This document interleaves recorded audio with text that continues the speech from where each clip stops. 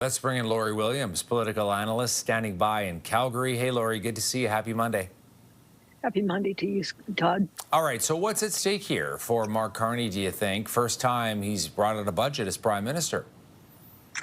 Well, a lot is riding on this, but the judgment on whether it's the right budget or not won't be tomorrow, although there'll be lots of reaction in the short term. The big test will be whether this starts to generate the kind of growth and hope in that long-term growth that the government is looking for.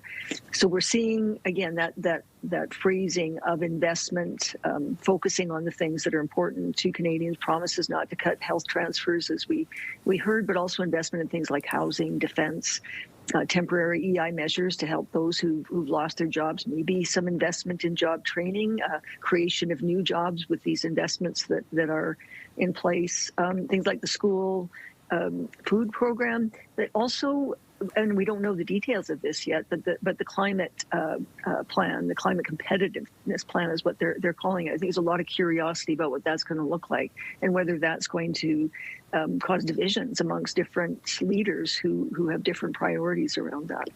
We're going to show a graphic, if we can, that kind of outlines some of the pre-budget announcements that we've already heard about, including, money to help shore up industries that have been hit by the Trump trade war, including, temporary EI measures, also money for the housing crisis, money for defense spending, more money for policing, a number of different issues and initiatives here.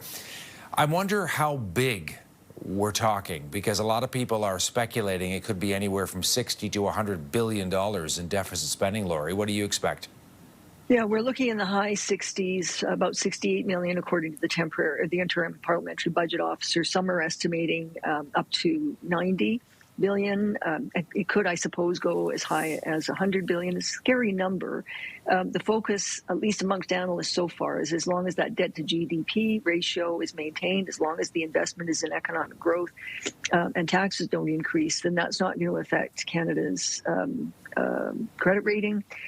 And again, if it's seen as an investment, then it's something that's quite sustainable. Canada looks comparatively strong from that debt to GDP, economic health point of view compared to a lot of other G7 countries. What do you expect the Conservatives, the NDP, the Bloc to do? Because in order for this to eventually pass, this is a confidence vote, of course, a budget always is, they need at least 3 MPs, or they need a lot of abstentions as well. Yeah, they'll probably be looking for abstentions. And I think what I'm really struck by is that language that Pierre Poilievre used, that the Conservatives are going to come out and do their jobs, with the implication that anybody who doesn't show up could be criticized for not doing their jobs. Abstaining looks like it's going to be the approach that's taken so that the Liberals can pass the budget.